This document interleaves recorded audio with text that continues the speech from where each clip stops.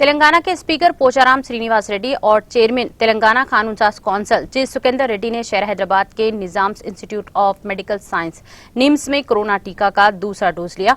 इस मौके पर मीडिया से बात करते हुए उन्होंने कहा कि हमें कोरोना की रोकथाम के लिए आगे आना चाहिए। मिस्टर रेड्डी ने कहा कि उन्होंने कब्ल अज़ीं 3 मार्च को पहला डोज लिया था और इनकी सेहत बेहतर है, किसी भी किस्म का दर्द नहीं है और ना ही कोई रिएक्शन यानी कि झेली असरात हैं।